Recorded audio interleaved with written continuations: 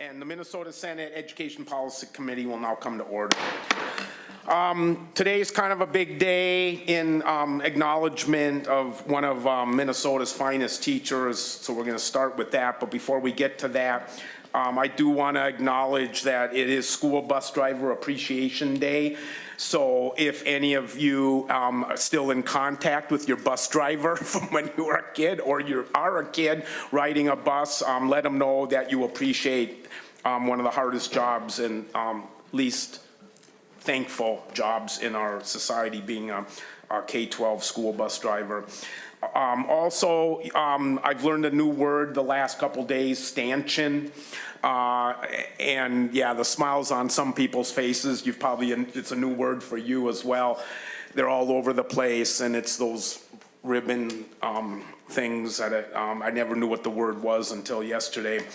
I just also want to thank, before we start today, all the people in the building now that their job is to keep us safe, and all the peace officers and policemen and women and all the other first responders and that we're seeing around the building is a new thing. And I was talking to Greg before that hopefully someday our great-grandchildren will come here and talk about how this place used to have things called metal detectors and wands and x-ray machines, and there was all this security walking around keeping people safe, and now we don't have any of that anymore, and maybe that's a world our great-grandchildren will inherit, and but for now it's to keep us all safe while we're here. So hopefully during session appreciate them as well. Everyone here today must be seated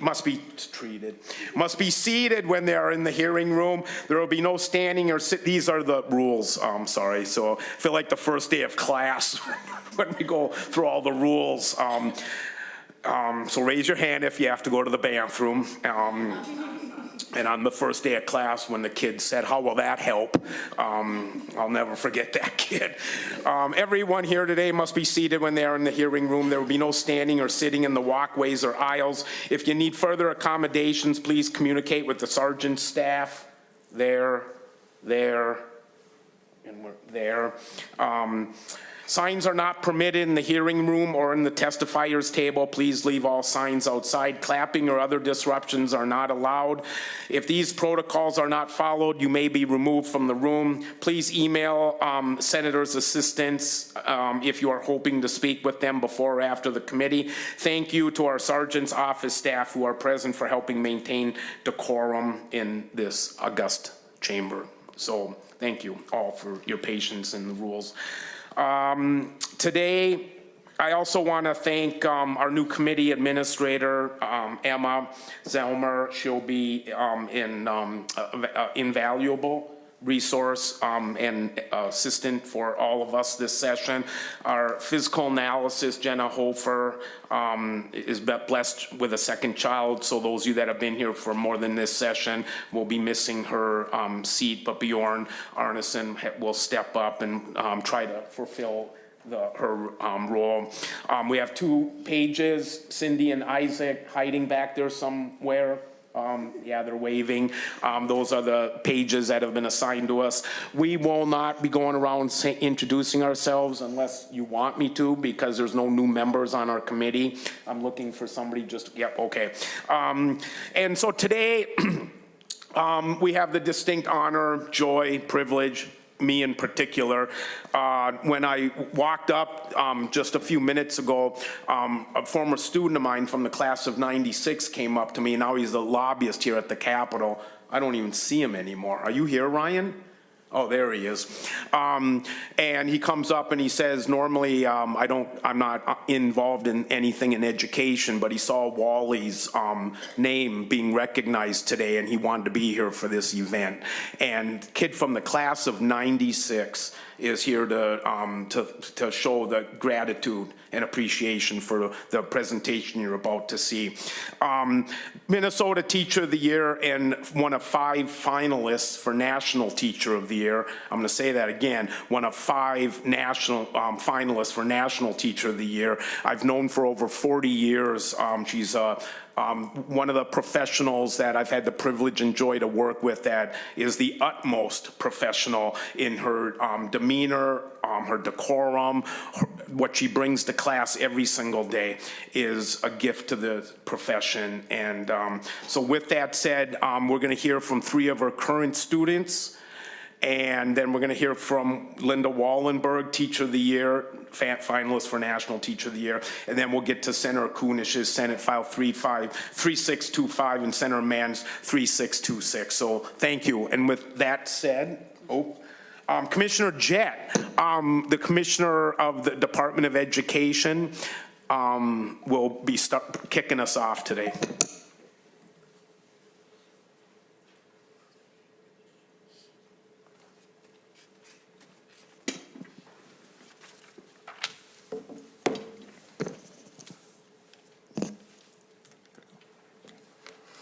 Good afternoon, Chair Swedzinski and members of the Education Policy Committee. It's always a pleasure to be here with you, and I'm just grateful for the opportunity to introduce Minnesota's 2025 Teacher of the Year. For the record, my name is Willie Jett, and I'm the Minnesota Commissioner of Education. As a former teacher and administrator, I know both the weight and the joy of this work. What I see in our classrooms across Minnesota is heart, resilience, and an unwavering commitment to students. And so to our teachers, I just want to say thank you. Everyday teachers show up as a steady presence for our young people in need, creating spaces of care, curiosity, and possibility, even when the world outside feels a bit uncertain.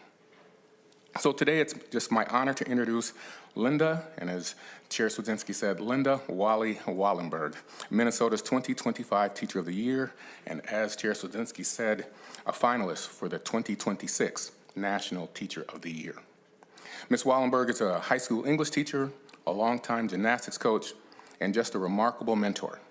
In her 50th year of teaching, she has inspired generations of students who have gone on to become professional athletes, Olympians, artists, and educators themselves, including several recent Teacher of the Year nominees.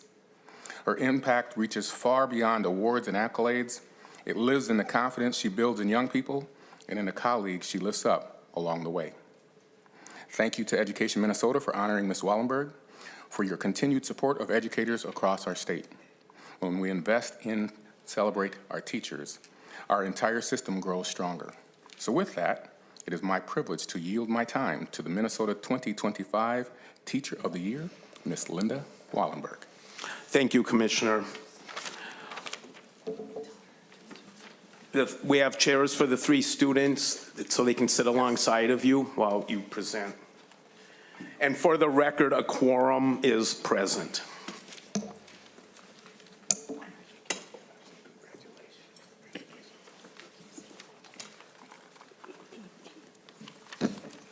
Whenever the 4 of you are ready, just begin. And introduce yourself. It's our first day, so be patient with rules. Please identify yourself for the record and also sign in. Is there no sign in this year? Okay. Okay. Sorry. Thank you for laughing. I appreciate the frivolity more than you'll ever know. It's good to see people smiling. Okay, begin when you're ready. Okay, hi. My name is Ani Dirks, and I am a bookend student of Wally's, meaning that I took her honors English class in 9th grade, and I also took AP Literature with her this year as a senior. When I had her for Honors English 9, I was beyond captivated and inspired by her energy, drive, and enthusiasm to teach. It is because of her class freshman year that I wanted to take AP Literature this year, to gain more knowledge and passion for literature in a way that only Wally could offer. The topics we discussed in class were very relevant and applicable. Almost every day in class, we would start by learning a new allusion. One that we would often use to describe Wally and the class was bread and circuses, because at the times class could be challenging, but then Wally would bring in food, tying it into a topic we were currently learning about, like the time she brought in Rubicon cupcakes because we were discussing illusions with Julius Caesar and his army crossing the Rubicon River. By the end of the semester, she'd practically Pavlov trained us to crave food during the class period. This class also taught me to foster new connections with my peers and many people who I had known previously but not had the privilege to connect with until now. We had an eclectic class and it was quite bubbly and stimulating. We grew together in our learning and deep discussion of material. Throughout this experience, Wally became more of a well-respected peer than a superior as we shared vulnerabilities and stories. Our learning and connections often went beyond the classroom. After reading the book Frankenstein, I had the whole class over to watch the new movie with Jacob Elordi at my house. Throughout the movie, we discussed certain scenes and compared them to the novel. This not only deepened our understanding of the book and our knowledge of the story, but also forged stronger connections within our class. Even my mom was inspired by Wally when she suggested at a parent-teacher conference to read Frankenstein and Hamlet along with our class. It was an unexpected learning experience for both my mom and I, as I would teach her about what we would discuss in class and clarify certain plot points to her. Wally dedicates herself to her classes, and it came as no surprise to me that she was awarded Minnesota Teacher of the Year and is a semifinalist for National Teacher of the Year. She not only focuses on deep knowledge and understanding of topics, but also creates a passion and a burning desire in her students to learn more. She creates strong relationships with her students to understand them on a more personal level. Wally is very dependable and approachable. You can always go to her classroom and say hello or get advice. Her classes are not only about literature, but also about life.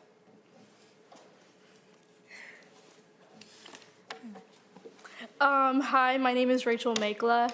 I was actually planning to write this the night before, but I thought maybe for once I shouldn't procrastinate a Wally assignment. Well, Wally won Teacher of the Year before I met her, but upon walking into her classroom for the first time, I knew exactly why she had been chosen. Her vibrant, slightly cluttered classroom and loud music captivated and energized me. It got rid of my first day nerves even as a senior. Wally's energy and excitement to teach shone through immediately. I actually went home to tell my mom about my new teacher and all the rumors I'd heard and all the adults in my life that had her. That same week, I told Wally about the origins of an illusion that she had never heard about before, pulling out all the stops. And telling Wally, a teacher of 50 years, a new thing was totally unheard of. That night, I told my mom how proud I wanted to make Wally and how cool she was. She wanted to learn new things. And maybe it was a part of me that wanted teacher validation, but they say that fascists fear teachers, so why wouldn't I want that? And yes, of course, there were parts that were annoying. The readings, the journals, the buybacks were all felt like busy work, but Wally is so dedicated to student success. All this pain is to prepare us for college, prepare us for life. She calls people out when they use AI on their work, unlike other teachers who brush it aside as, oh, well, everyone's doing it. And even if those essays came back extremely late, I knew I would get detailed feedback. There was truly method in the madness. Without AP Lit and without Wally, I wouldn't have some of my closest friends and such a tight-knit community. I never leave my house, and I was so excited to go to Ani's to watch Frankenstein. I have social anxiety, so when all my friends wanted to go to Chili's to complete the many journals that Wally has assigned us, I was super reluctant, and my whole body was screaming, no, get out of this. But it's my favorite senior year memory, and the year isn't even over. Wally's personal stories also inspired me. She spoke about her son and his experiences with religion and activism, and for the first time, I felt truly understood. And maybe he wasn't here, but a piece of him was. I think that's what Wally represents, a piece of all of our experiences, and we get that as our students. She always spoke about her successful students, and I hope that I can be that one day. In a world and in a state like ours, I think Wally and teachers are the light and the hope. Thank you.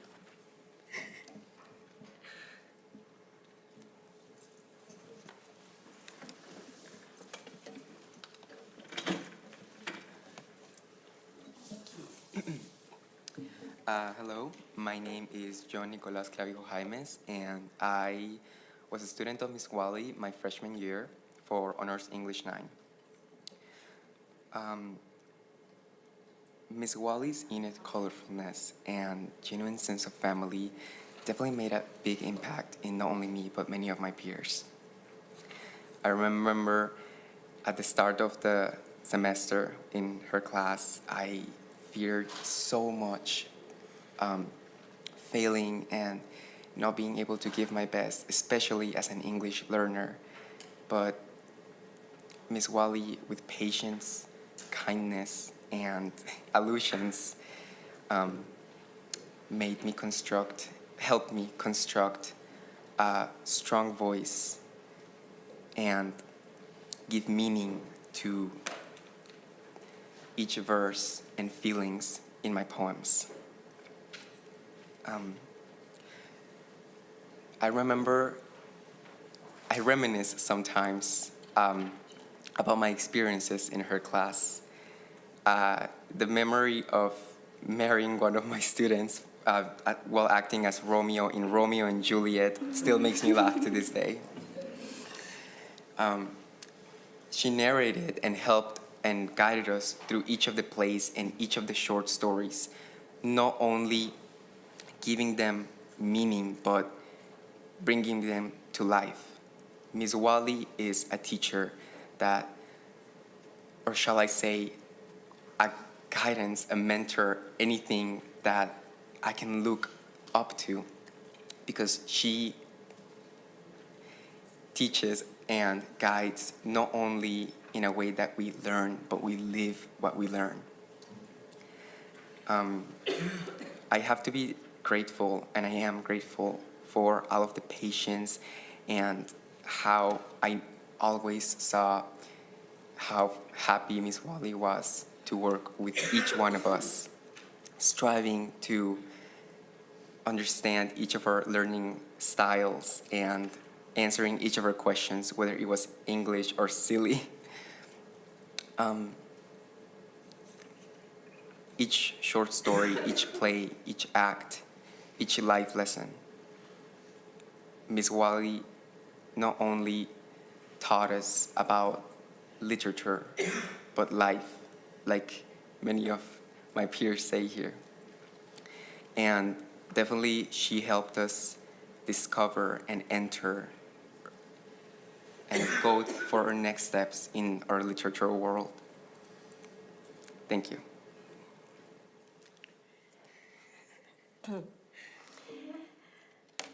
Good afternoon, Chair Swadzinski and members of the committee, and a heartfelt thank you for having me and my incredible students here today.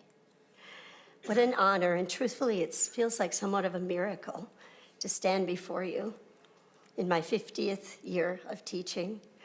I'm so humbled, but especially blessed to be part of this calling, this profession that teaches all professions, but I deem it as a real sacred calling. Not a day goes by when people don't ask me, Wally, when can you retire? You're still grading hundreds of English papers. Are you crazy? Perhaps. For me, the real question is, why do I still teach? It's the same answer I gave 50 years ago. I fell in love. I fell in love with the calling, the classroom, these kids, with the sparks when curiosity catches fire, with overhearing two students who barely knew each other are now planning to play Fortnite on the weekend, getting to call home with a parent that's very nervous that the English teacher's calling home, only to say that your child stood up for someone who was othered today in the classroom. I'm sure you already know that Steve, Senator Swadzinski, and I have known each other for over 40 years. And I know that we share that deep, deep love. And something struck me when I got my official Swadzinski tour last May, a few days after I was named. And we were in a tunnel somewhere, and we ran into Senator Ann Rest. And she stood up, and she just hugged me, a hug that she would not let go. And she said, I want you to know something, that someday, when I die, on my stone, I don't want my name. I don't want any numbers. All I want is one word: teacher. It is the most noble calling on earth.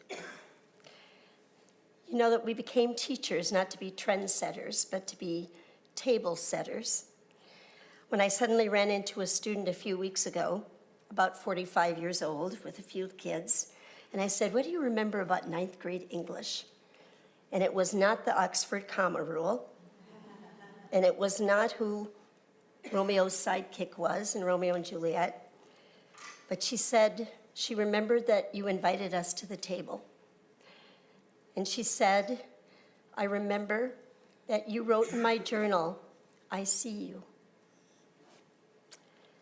And I thought, that might have been the only time anybody said, "I see you," the entire day. I know Steve also really likes Mark Twain. And I think it was actually you who told me first that quote, that the two most important days in your life are the day you were born and the day that you found out why. And I must say that why has clearly been in the forefront of my colleagues' minds, especially in these turbulent weeks in Minnesota, with virtually no previous navigation tools except to show up a day at a time, one student at a time, one colleague at a time. For not only did we become teachers because we love fiercely, but we meet fear fiercely.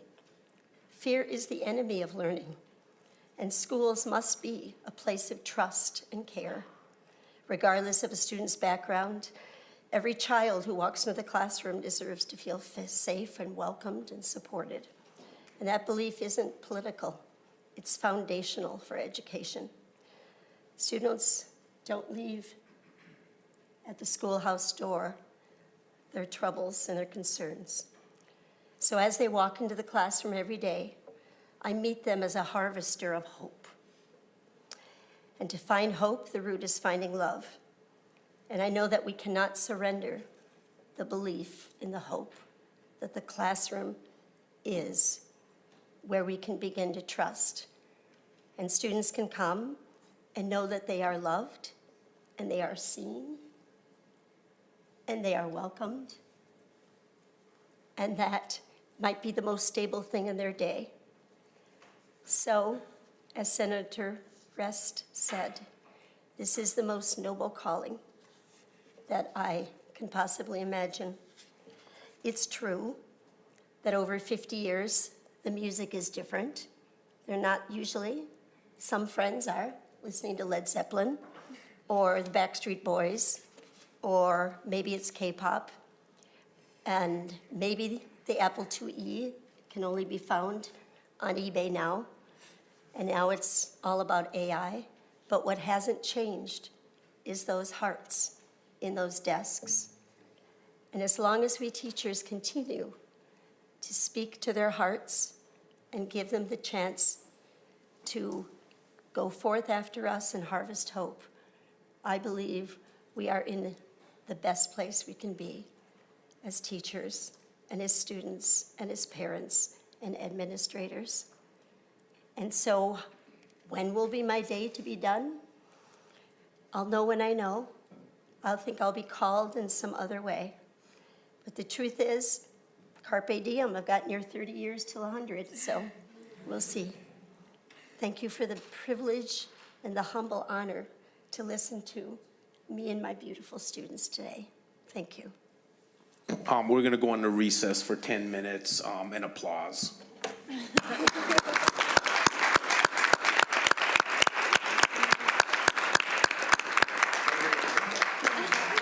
And 10 seconds. Not 10 minutes. It was, sorry about that. Members, any questions or comments? No, you're not done. I mean, I don't think you're done. Any quick answers? Not that. Colleagues, any comments or questions for the Teacher of the Year or the students? Senator Kunesh. Thank you for being here, and thanks, students, for sharing your stories about this really wonderful woman. I was a teacher for 25 years, and now when we go around to the schools and visit the schools from the little elementary all the way up, I get so nostalgic, and I realize how much I miss teaching, but also the students. And I think what you shared with us here today totally encapsulates why we teach and why it is so important that we work hard to ensure that we keep teachers like you that really touch students and hold those memories with the students, that recognize the students if it's just that one day you saw them and that made all the difference. So thank you very much. Congratulations, and thanks to the students that came in to share. Senator McQuaid. Thank you so much, Mr. Chair, and I'm so glad that you all are here. It was beautiful stories, and I'm moved. I'm on the Education Finance Committee, and this morning we heard testimony from teachers and superintendents and school board members and parents about the impacts the last few months have had on students. And I'm just struck by, you could have someone like Mr. Rogers or Miss Rachel who's teaching the youngest, and then you could have a high school teacher, or even like my favorite college professor, Dr. Hy Pippert. It's so evident, like through that entire span, that it's really love of young minds and teaching more than just the subject, but the humanity and all of that, and it just came through in all of your stories. And so my question is, would you teach us an illusion? And maybe also one of your students can teach us about pull at all the stops, but it came through in all the stories, and I think you should teach us one. An illusion. I can expand on the pulling out all the stops. Basically, in like organs, in church organs, if you pull out all like the knobs, which are called stops, it creates like the maximum volume. So that's what pulling all the stops comes from, which is, I told Wally that, and she put me in her illusion book. So. Yes, I have a book. The first day I came to teach at Eden Prairie, I found out I was going to teach Hamlet. I'd only read it as a senior in high school, like they are. And I still have that book. It's duct taped together, and it's sort of a badge of honor if a student illuminates something, teaches me something that I've never thought of before, even though I just about know the play by heart. And Rachel has the honor of actually being in that book. And it has students from 40 years ago and just last semester. So, yeah. That's so beautiful. Thank you so much for being with us, and congratulations on this honor. Well deserved. Thank you. Thank you. And members, anybody else?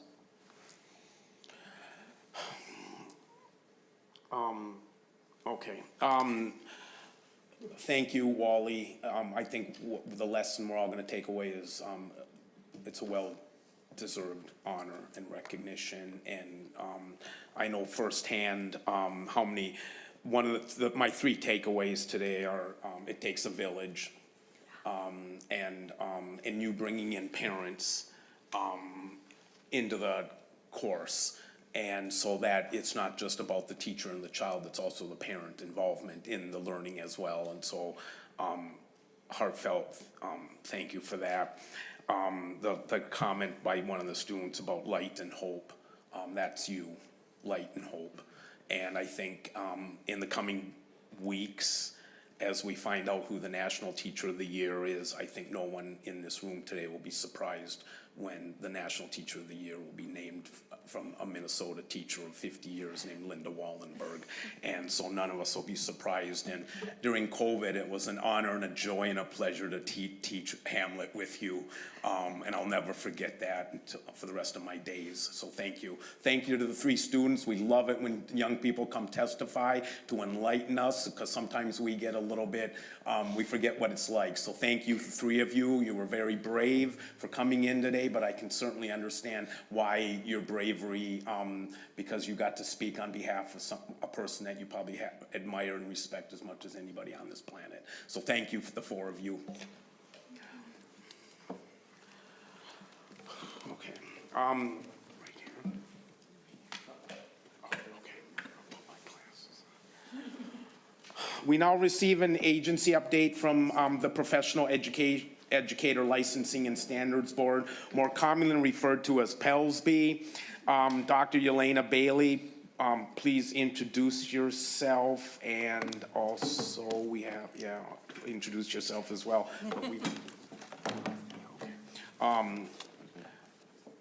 Okay. Whenever you're ready, Dr. Bailey.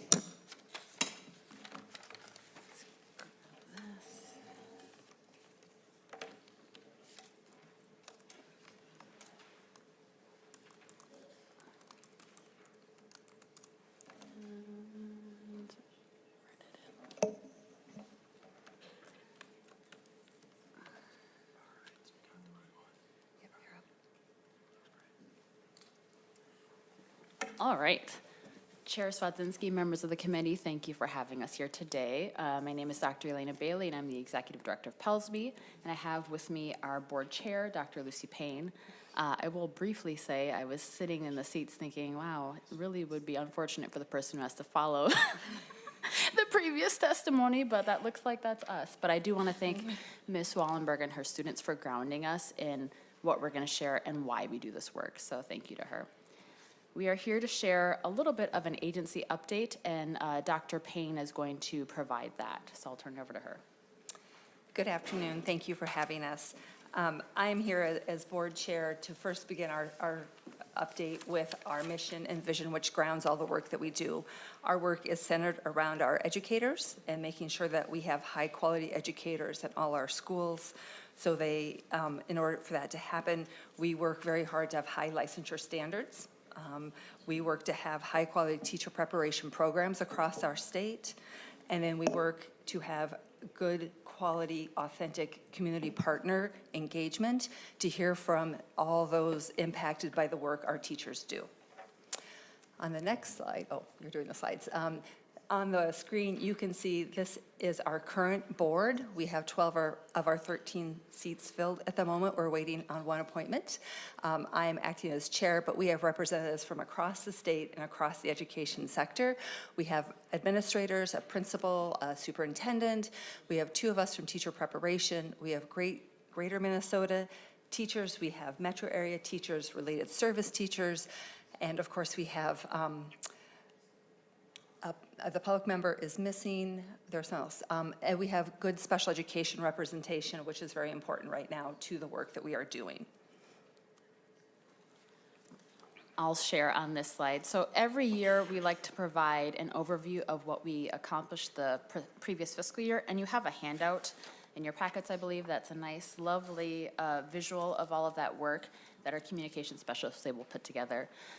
As you'll see, PELSB is responsible for licensing 110,000 teachers across the state of Minnesota, about 73,000 of whom are working in our classrooms. We also do accreditation for all of teacher preparation in the state of Minnesota, quite a bit of board and policy work and ethics and data and compliance.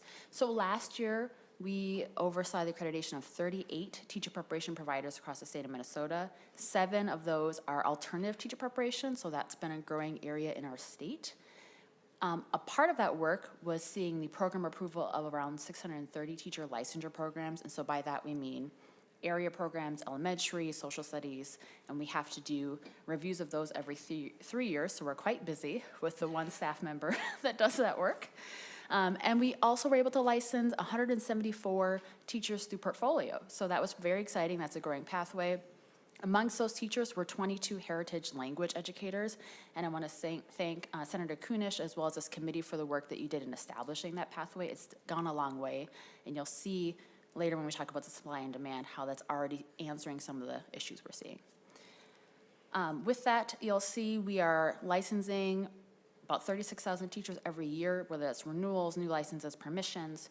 We are opening about 200 or so ethics cases and reviewing around 560 files where there's ethic flags, so quite a bit of work on that to make sure our students are safe. We're doing quite a bit with data and compliance to make sure the right teachers have the right licensure or permissions to work in their field. Again, ensuring that high-quality educators working with our 535 districts and charter schools across the state of Minnesota. And then Dr. Payne will share a little bit about the 2 rulemaking projects we did last year, in addition to our regular board meetings and committee meetings. So currently, the board is working on a number of different initiatives. One of the most important ones we're working on right now is streamlining licensure. Right now in our state, we have 80 different licenses, which is wonderful when you think about deep content knowledge, but a nightmare when you think about the processing of those licenses and the schools trying to have teachers in the right spaces with the right licenses. So we're looking at ways to streamline that for a number of reasons. One, knowledge information has changed. What we want students to know and be able to do has changed. From very limited amounts of information, our academic standards are expanding and getting more towards ideas and concepts tied to thinking strategies.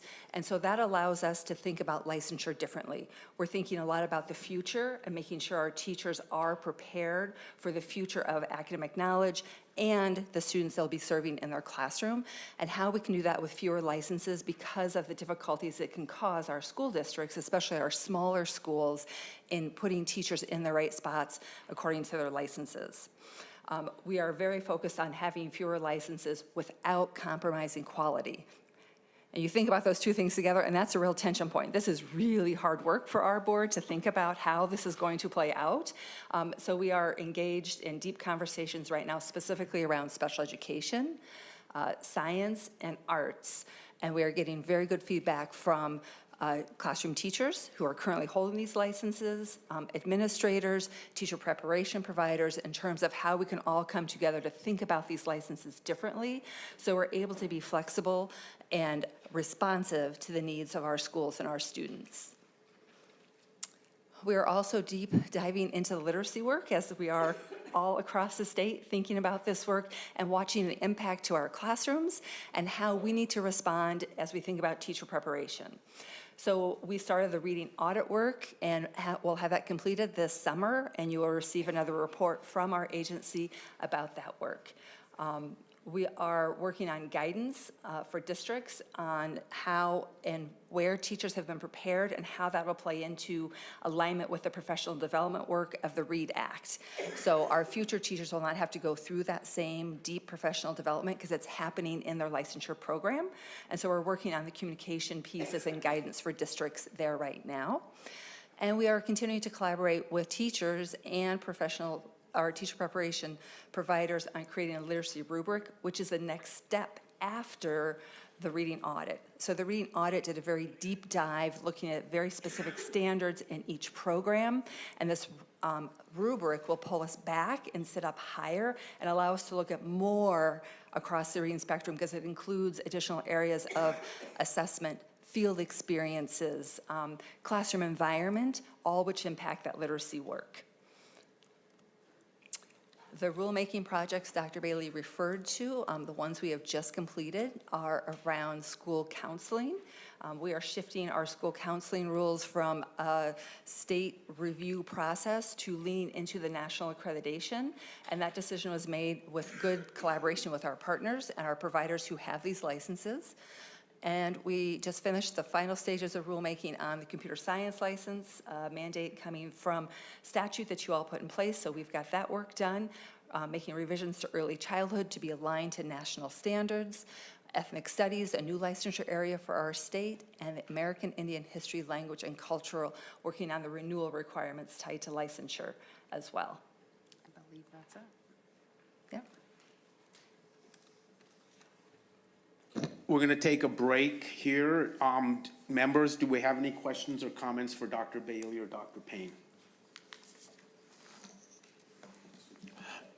Question about something coming up. But Senator Abler. I have a question about the teachers, how they're late and everything.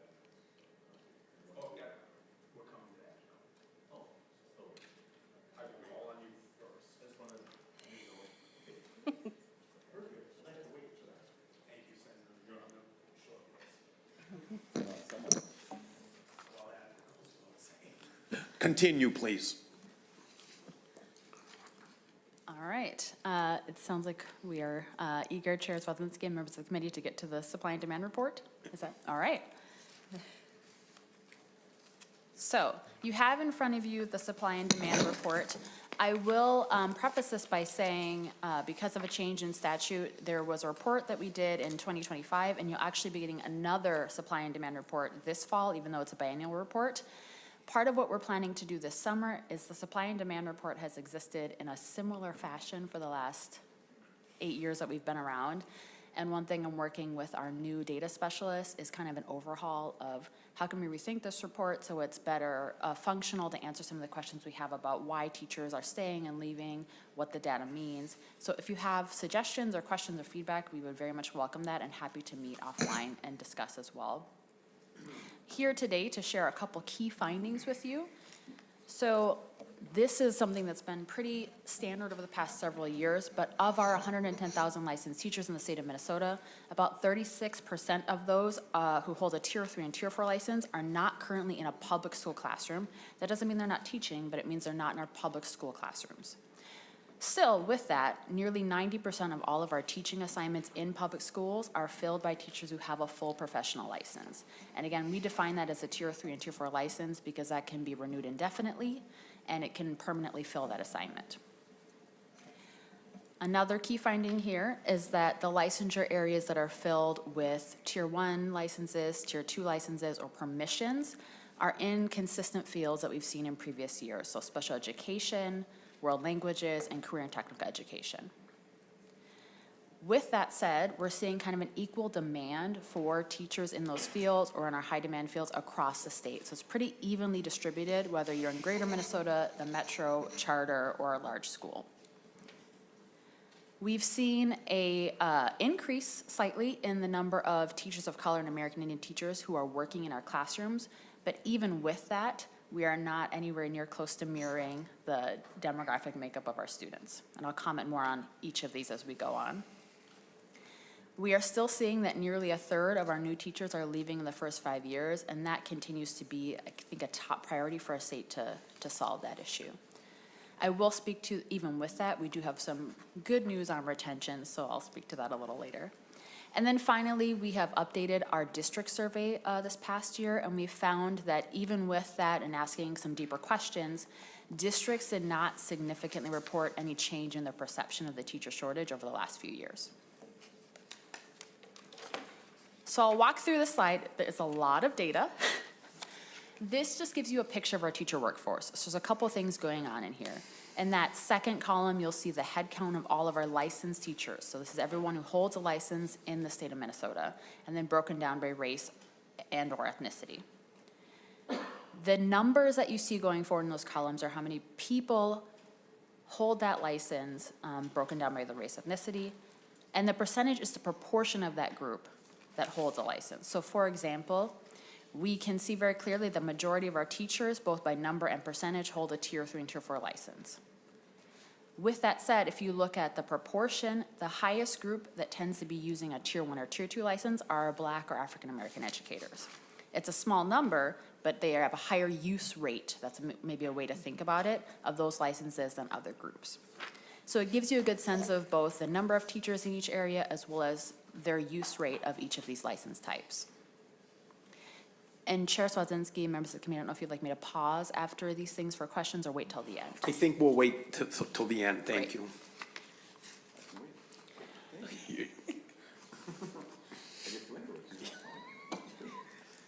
All right, so the next slide speaks to the high demand licensure areas. And as a reminder, the key way that we think about a demand in our state is if you have an assignment that's filled by someone who's holding a Tier 1 license, a Tier 2 license, or a permission. And the reason why we think of it that way is because while those are valid licenses, the Tier 1 and Tier 2 or permission, they are limited. They cannot be renewed indefinitely, and they can only be filled in a specific assignment for a specific district. So it solves a short-term need, but doesn't solve the long-term need. You can't have that teacher permanently in that assignment serving those kids for the length of their career. So it remains a demand for a full professionally licensed teacher in that area. As you can see on the left-hand side, we have the number of licensure areas that have the highest number of teachers that have those Tier 1, Tier 2 licenses and permissions. Unsurprisingly, the majority of these are in special education. So you have academic behavioral strategists, emotional behavior disorders, autism spectrum disorders. There continues to be a high need for special education teachers across the state. There's also elementary and comm arts and a few other areas in there. But again, we see the largest significantly in special education. On the right-hand side, it has to do with the percentage of teachers, and these are small numbers, but these are areas where you might have all or the majority of the assignments in the state of Minnesota filled by someone who doesn't have a full professional license. And these are entirely world languages and career and technical education, which highlight a need to have more support for full professional licensure in those areas. I will say that we are really excited that stat that I gave you earlier, where there's 22 heritage language educators who received their licensure and about 25 more in the pipeline. They are going to address many of these world language needs because those are in Karen, Somali, Hmong, Arabic, and many other licensure areas. So we're pretty excited that that is one way that you all as legislators have addressed that need, and we're going to see some changes over the next few years. This slide shows you across the state and the different economic development regions what the number of teachers are, as well as the percentage that are holding a Tier 1, Tier 2, or permission. And then that last column, when we look at compliance, comes from our STAR report, where we ask districts to report if a teacher holds the appropriate license or a permission to teach in that area, and that's the percentage where they don't even have a permission or Tier 1 or Tier 2. So across this, it lets you know for each district what level of need they have for full professional licensure. And as you can see, there isn't a lot of disparity between different economic development regions, so it's pretty even across the state of Minnesota. Whether you're in the metro or way up in the northwest, there's a similar need. Oop.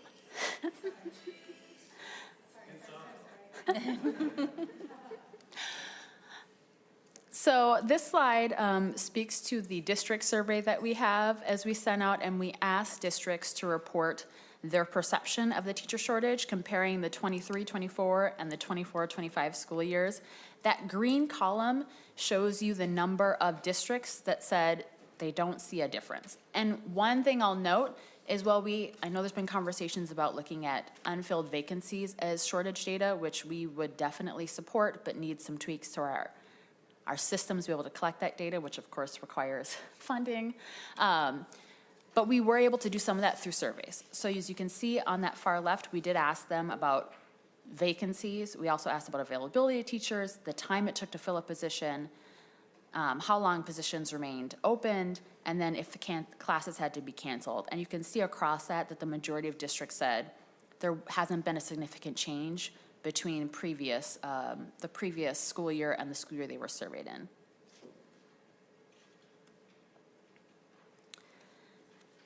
This gets to the key finding I shared about the disparity between our teachers of color and American Indian teachers and our students of color and American Indian students. So again, I remember when I started this job about 7 years ago, I think we had 5% of our teachers were teachers of color and American Indian teachers. We've grown that to 7.4% in our classrooms. Some of that is better data collection, but we have seen some increase there, which is positive. But we've also seen dramatic increase in the number of students. And so while we are seeing success of some of the programs that the state funds to help get more teachers of color and American Indian teachers in classrooms, we cannot keep up with the reality of changing demographics of our students. So that's something that is a conversation piece of how to continue to address that need.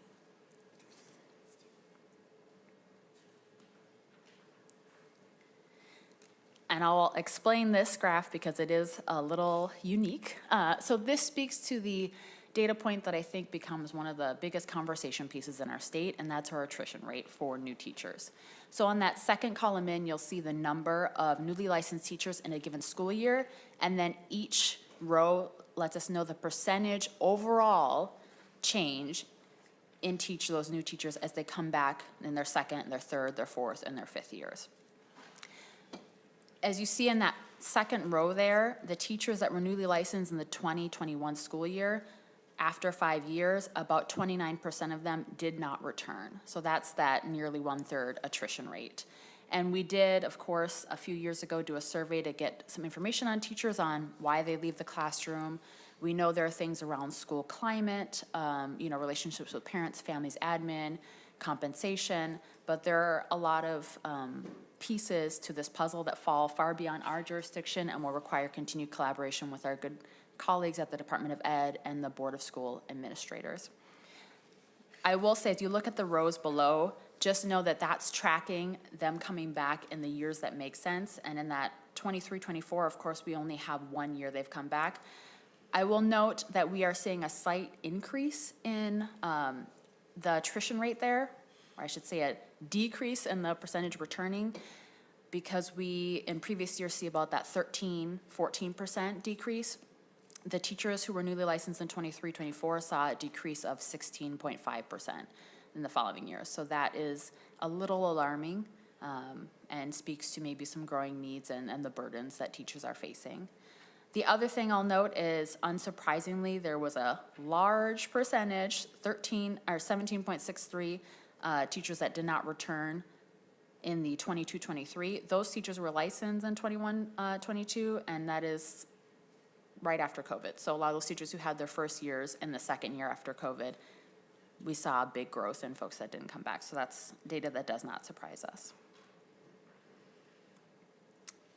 So the positive side of the retention piece. Of that 73,000 educators who are working or reported as working last school year, over 77% were reported as working 5 years ago. So that's a 77% retention rate when we look at a 5-year retention period. And we've been working with MDE's Educator Workforce Department to really get an alignment of how we're defining retention, looking at it at a 5-year period, and looking at a couple different levels. Because when we think of retention, we want to think of it across the state so that you all as legislators have good information on what you're funding and what the return rate is for teachers staying in the state. But also, as we move down, you'll see we have data at the regional and the district and the school level, because we want to make sure we have teachers who are staying in their same communities and same classrooms, right? So we have stories like what you heard earlier of students who can come back and say, you're in that same school that I had 20 years ago with that same amazing teacher. So as you look, we have about 63% of those teachers were in the same region. About 63% were also in the very same district, which is a good retention rate, saying they're staying in their same community. And about 55% of teachers from 5 years ago are still in their very same school.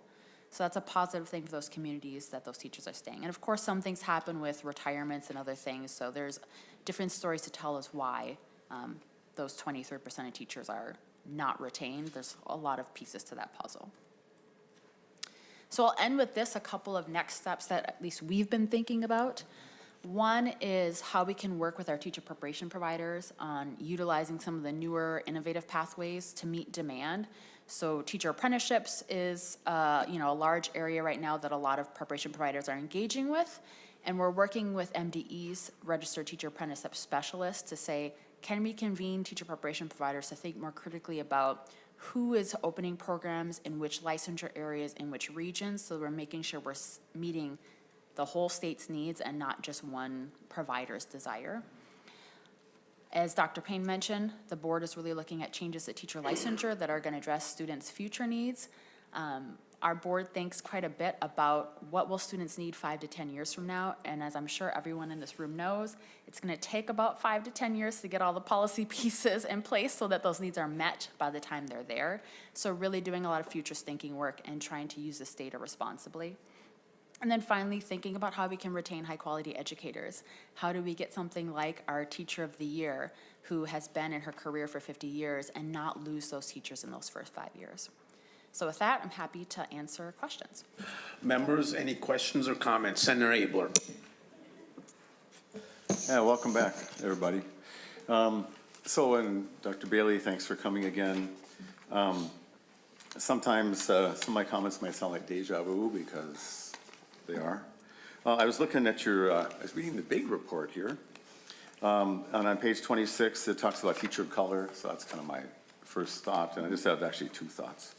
They're kind of linked, but and so if you look at the table 12, you got 28% of the people in tier 1 are teachers of color, 23%, 12, and then it drops off to 5% in the mainstream of teachers, which I know is not your goal. And we discussed this and I made a huge effort to change it, and I was unsuccessful. But we dried up some of the pathways to help some of these very excited young teachers of color to actually move and actually become part of the credentialing. And as you think about your future steps, we're the ones that write the rules. And so you want to work with teacher prep providers on innovative pathways, like the one that we got rid of, which was actually successful, accomplishing the goal. And maybe the ones that would be coming that way would be kind of eager to be a teacher. And some of those ones, I think, in my mind, were driven by passion to teach. And then they could not any longer become one because they didn't have a high enough credential, even though they were eminently qualified. And so there's credentialing and then there's qualifications. And I'm just going to remind you again, please, to consider that. And there was some compromise, but I think it was inadequate.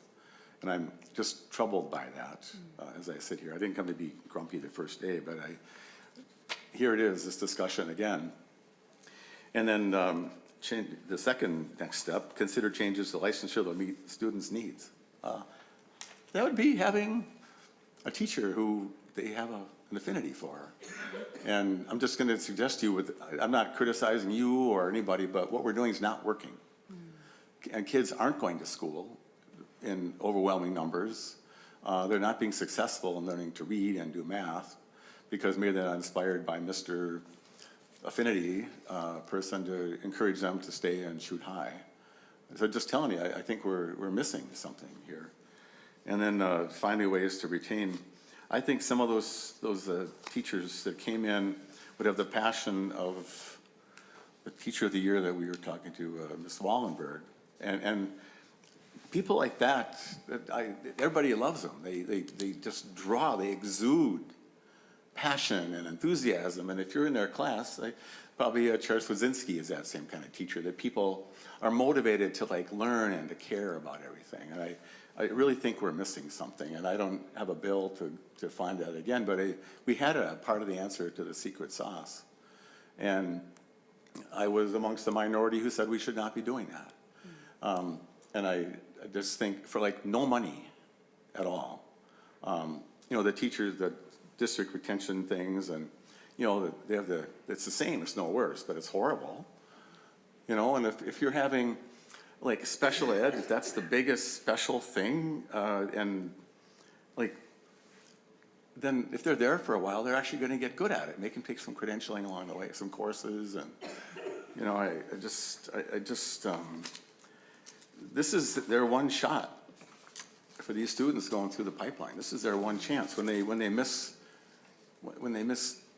the chance to buy into it and they disengage when they're 16 or graduate and are unable to be competently reading and doing math, I just really worry about it. So I guess I'll not ask my second question, you can comment. But this is half of the policy work in the legislature. And between us and you, we're the ones that make up this stuff. So I think that maybe we are under the impression you have to have some kind of fancy degree to be able to inspire a young man or woman to be all they can be and to want to read and to want to do these things. And I think the tier 1, 2, 3 plan is a sound one. So anyway, you can comment if you like, and I appreciate your attention, and I know what's on your mind. So I'm just giving you something else to put in there too. Thank you. Care to respond? Yeah, Chair Swazinski, Senator Abler, thank you for that. I will say what you described in terms of getting in the classroom and getting credentialed along the way is exactly what a teacher apprenticeship program is. And so to me, that seems like a great way to have these experience-based pathways where folks can get in and get the support they need, because I agree, we are seeing great people come in on those early pathways, those tier 1 and tier 2, and you'll hear later in our agency bill the desire to open up tier 2 to folks who are out of state. But with that, we have a lot of research that shows there's a high attrition rate for teachers who don't get preparation or aren't able to meet standards along the way. And so in order to deal with that, trying to find the best way to bring them in and make sure they have the training so they stay. So they're right, they can inspire those kids and stay and have the kind of career that Ms. Wallenberg had. Thank you. And Mr. Chair, I'll just finish up. And just I've been here 27 years. I've been on the education committee all those years. And I think if I look back on the successes of what we've accomplished, we're not. It's my fault. When we came, more students were able to read. Anyway, but requirements along the way are the ones we make up. And I think we're on the wrong track. More training equals a better teacher. You need a certain amount of training to be capable, and I'm never wanting to be a teacher, and I'm not taking any training. But as I meet the teachers that I liked, there was something about them that inspired me. And so if we're losing teachers because there's some requirement of a thing they have to do, and the principal says, they're an amazing teacher, let's waive some of those things to keep those individuals in the classroom. And I have a feeling that, and we were gonna make some go back to college and get a full degree. Well, they haven't got the money or the time for that. Anyway, Mr. Chair, I know it's on your mind too, so I will stop at that. But I wish your board would actually listen to me and act on that in a way instead of saying, we got this. Because you look at the data, just with all respect, we don't got this. Senator Duckworth? Okay. Thank you, Mr. Chair. I appreciate it. Just a couple of comments. First off, thanks for being here today. Thanks for the information and being ready right out of the chute with this and some bills. In regard to the larger report that you submitted and put together, I just wanted to highlight something on page 44.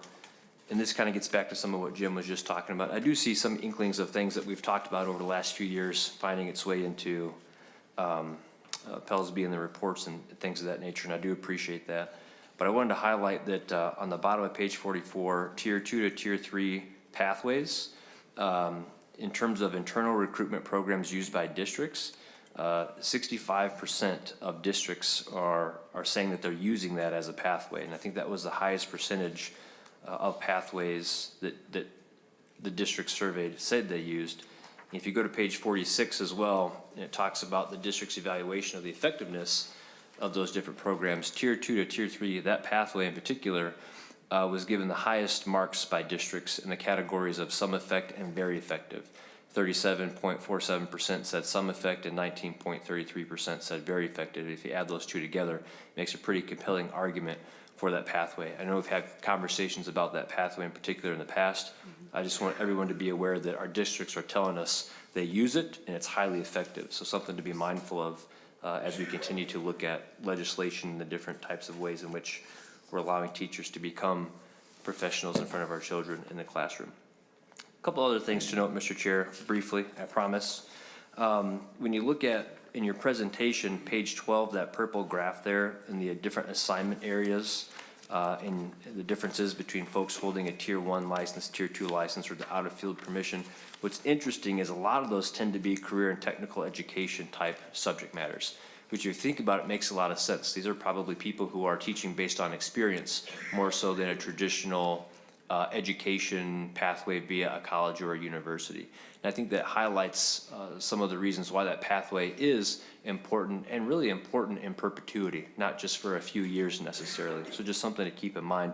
Are those folks really going to go back and get a teaching degree when their experience and everything is related to a field in which that may not be very necessary or likely?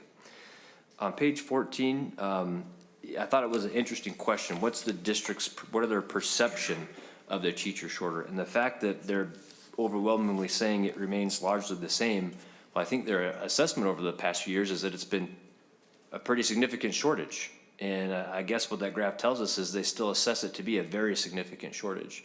And so whatever it is that we're doing, and obviously it takes time to impact these things, but we've got to keep doing more, because if they're still saying after all these years we've been talking about a teacher shortage, that it's still essentially unchanged or the same, we've got to continue to help them in whatever way we can meet that need or fulfill that obligation. Last but not least, the attrition chart. You talked about surveying teachers as to why they're getting out of the profession. I would be curious if you would be willing to send us that data, or if you have that information. It would be very interesting for us to see and read why a lot of these teachers are citing that they're getting out of the profession. not putting you on the spot to do it now, but if it's information that you have that you're willing to publish or share, or if it exists somewhere and you could just point us in that direction, that would be very helpful as well. That's all I've got, Mr. Chair. Thank you. Thank you, Senator. Yeah, Chair Swazinski, Senator Duckworth. It's actually on our website. It's the MinSpire survey. And so we've done a bit of overhaul of our website, and there's a nice little graphic that has that link to that. Members?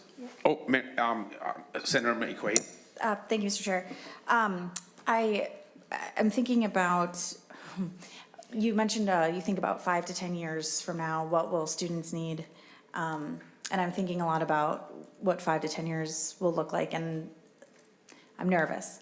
But when we're specifically talking about teachers, I'm wondering if there are changes with the One Big Bill and changes proposed for the professional degree reclassification for student loan forgiveness. Are we anticipating that this is going to affect teachers and, I mean, I guess all teachers? Can you talk a little bit about that?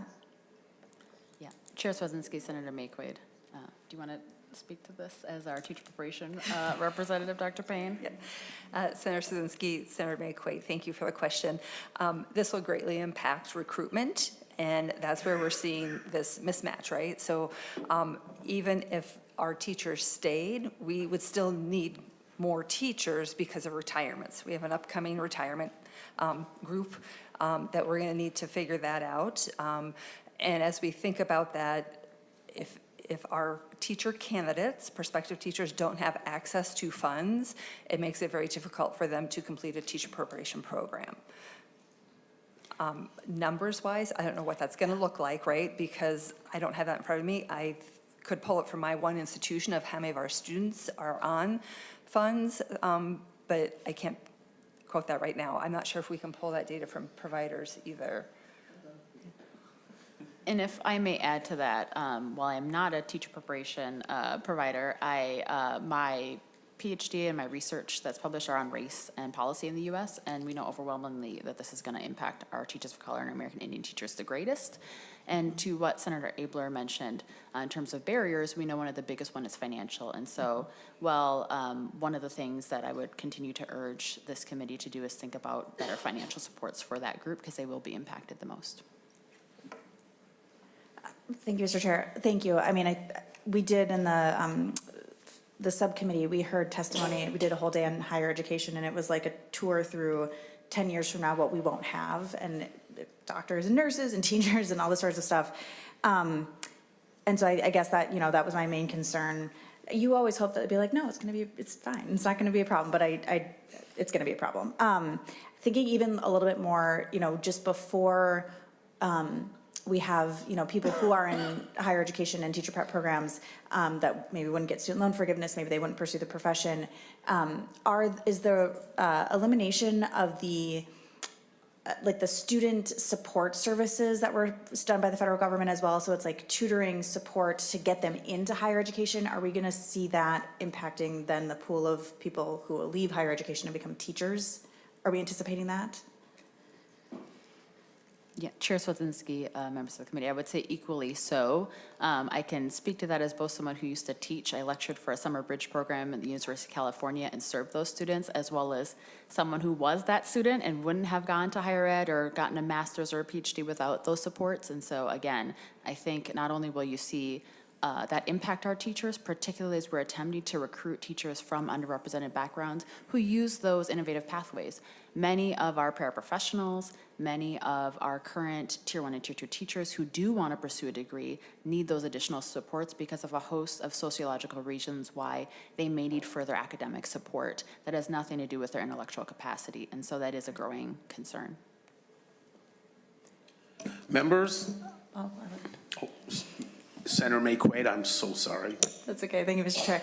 No, I really appreciate that, and I think we should continue to dig into this because I think, the impacts of the One Big Bill, this is going to be generational that will feel it, right? Like today, it's not the cancer research that, isn't happening. It's the kid who doesn't get cured from cancer in 5 years, and it's not today that we lose teachers of color. It's the people who don't become teachers. And so I think maybe at some point it would be worth taking a tour through this future hellscape, just to really get our arms around it, because the state is going to have to respond.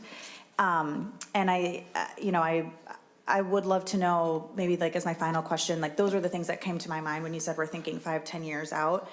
What else should we be thinking of when it comes to like bringing things in that maybe we haven't been looking at or are new on the horizon that you're looking at that you want to bring to our attention? And you don't have to have an exhaustive list, but I'd love to know. Yeah, Chair Swazinski, Senator Mayquade. I will say that and you'll hear this slightly in our agency bill later, one of the pressing things we're thinking about that is maybe even the 5-year is just the mental health needs of our students and teachers and the social and emotional supports, because we have students who have, in the past 5 years, students who entered in as kindergartners during COVID and then witnessed everything in the summer of 22 with the murder of George Floyd and now recent events. And so those kids are carrying a lot, but also are our teachers. Minnesota has gone through a lot. And I think that we're thinking through how do we prepare teachers and those students to be supported so they can have high academic achievement, while also knowing teachers are already burdened with a lot. I live with one of those teachers who tells me what his thoughts are every day. So I think that that's, I think, the pressing thing. And there are many, many others, but that's a pressing thing. Thank you. Members? Thank you both. I think you're going to be up there for a little while longer, correct? I just want to thank you quickly for three quick comments. Thank you for putting the slide number on the PowerPoint. It helps us reference what slide number we want to talk about, so we appreciate that you put that on there. Second of all, thank you for understanding that there's a balance, and this is getting to Senator Abler's soliloquy. Did you like that little compliment? Yeah. I'm thinking Hamlet right now.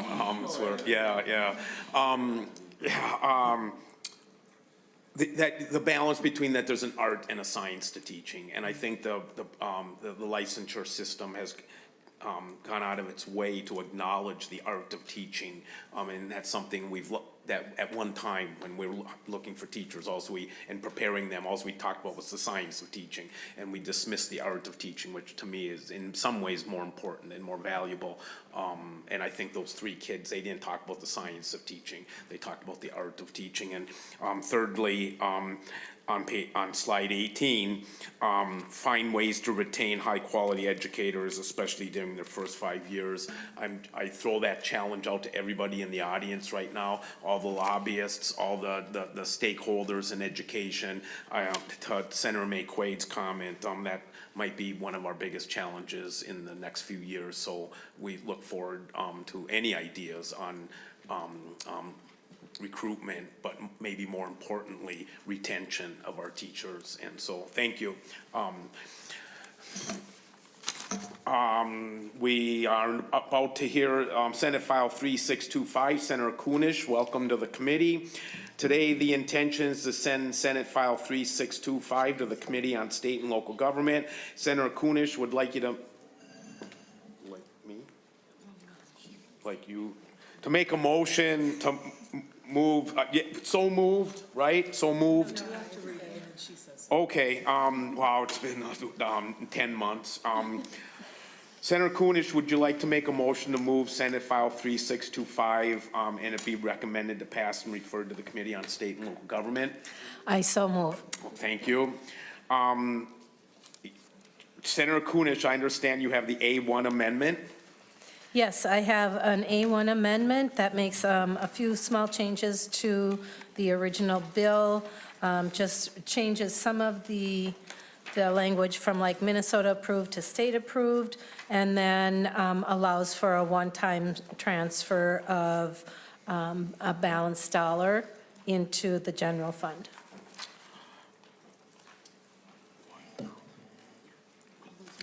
Okay.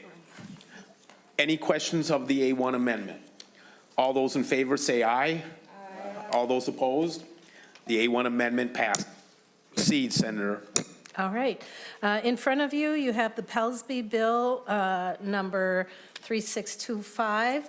This bill will be explained here in a minute, but basically just creates some operational changes to increase effectiveness. It clarifies mental health renewal requirements and ensure it meets emerging student needs. It allows students enrolled in out-of-state programs to obtain a Tier 2 license, and then it extends the timeline for IT project on teacher licensure system. And I think we have a little visual and verbal walkthrough of the bill, and here we go. Thank you. So I will do a brief walkthrough of the bill. So think we lost our slides, but maybe they're coming back. Sections 1 through 3 move the voluntary paraprofessional credential to MDE in alignment with their jurisdiction over non-licensed school staff. So this is an optional credential that can be used often for additional compensation, but we are under the understanding from districts we're hearing it may be used in terms of special education paraprofessional credentialing. Because we don't have an understanding or expertise in that, but that sits with MDE in their decision making, it makes sense that this would move to MDE where they have paraprofessional specialists who can help work with this. Section 4 would simply allow PELSB to enter into a data sharing agreement with the Board of School Administrators. We have a similar agreement with the Department of Education so that we can share data with them for the purposes of licensure and compliance. So right now we have to wait until, for example, our STAR data is public to share it with them. But if they're trying to verify assignments or have questions for ethics investigations, we're unable to share that with them. So this will help expedite their licensing for school administrators and their ethics processes. Section 5 would allow that one-time transfer thanks to the amendment of forfeiture fees, and these are simply background check forfeiture fees. So each year when we have people apply for a license, they are first notified that these are non-refundable fees, and given 60 days to complete their application, we make attempts to follow up and reach out to individual applicants to finish those applications. But unfortunately, there are quite a few people who don't finish those. Last year, or last fiscal year, we had about 800 people who forfeited those fees. The licensing fee itself, we believe, goes back to the general fund, but the background check fee sits in this special expense. And as Brandon will speak to in a little bit, there is a growing need for funding to both create and maintain our online teacher licensing system so we can get off of paper applications. And so the proposal is to be able to use those funds towards that project. Sections 6, 8, and 9 are about meeting the needs of Minnesota students in schools. And so I mentioned this earlier, but one of the current and really emerging needs is around mental health of our students and our teachers. Sections 6 and 8 are simply technical changes to replace the mental illness with mental health as a more updated term and then more encompassing term, and that's been a best practice that we received some feedback from a government advisory group. And then Section 9 really provides some changes to an existing renewal requirement to clarify what teachers need in their training, and then would trigger our rulemaking to really dig down and set a bar that says when teachers are doing that renewal requirement around mental health, here's what it should include to make sure they're best serving both themselves, their colleagues, and their students. Section 7 is about removing barriers to licensure, and I did allude to this one a little earlier as well. Currently, to get a Tier 2 license, you have to be enrolled in a Minnesota teacher preparation provider program. This would allow a state-approved program, so a program that's approved in another state as long as it has equivalent student teaching requirements. If someone finishes a program in another state and has student teaching, or similar student teaching requirements, they can immediately get a Tier 3 license, so this is really kind of an equitable issue that they can also do it while they're enrolled.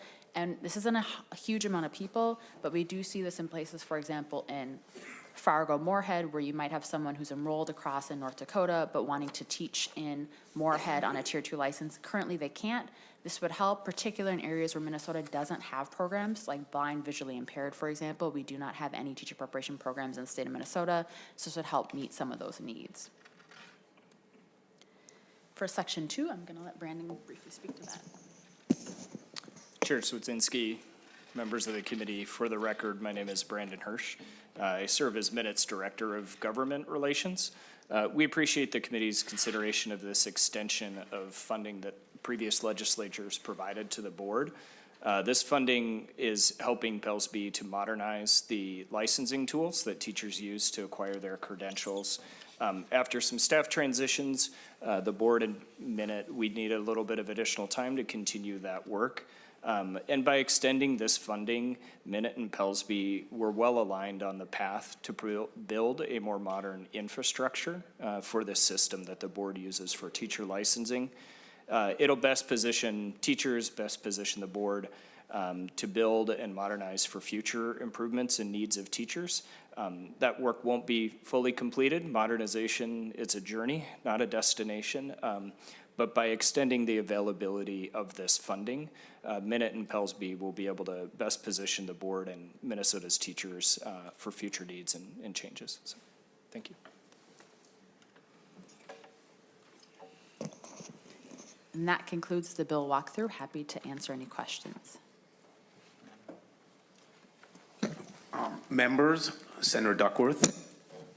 Thanks, Mr. Chair. Just one brief question related to the amendment that was added.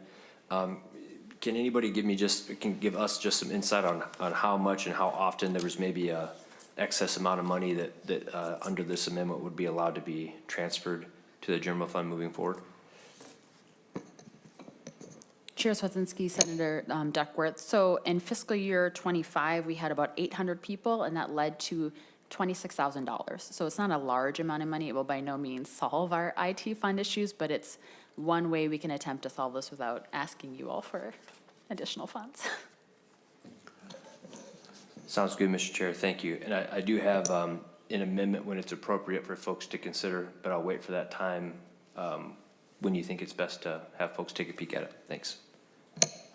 Okay, Senator, I see you have some testifiers you'd like to speak to your bill. And while they're getting up here, I want to thank you for changing the language from mental illness to mental health. I think it's a much more appropriate wording. So thank you for that.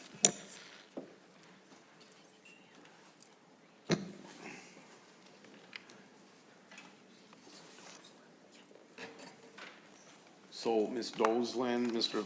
Baker, Mr. Shaver, and Ms. Cole, if you can make your way up here at the appropriate time and identify yourself for the record and begin your testimony.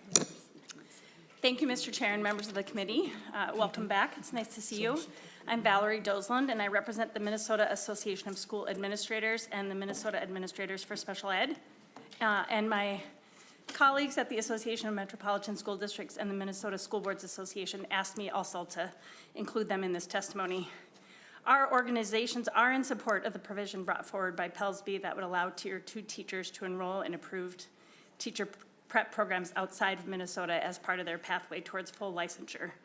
Minnesota schools, as you've heard today, face workforce shortages, particularly in special ed and other hard-to-staff areas, and Tier 2 teachers play an important role in ensuring students have access to consistent instruction and critical support and services. Many of these educators are committed to continuing their professional development and move towards full licensure. This proposal adds additional options for those Tier 2 teachers to enroll in programs that best fit their location, schedule, and professional needs, even if they are out of state. This flexibility matters. It supports retention and encourages advancement towards full licensure and strengthens the long-term stability of our workforce.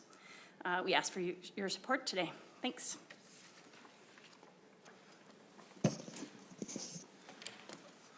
Thank you. Good afternoon, Chair Swedzinski and Ranking Member Coleman.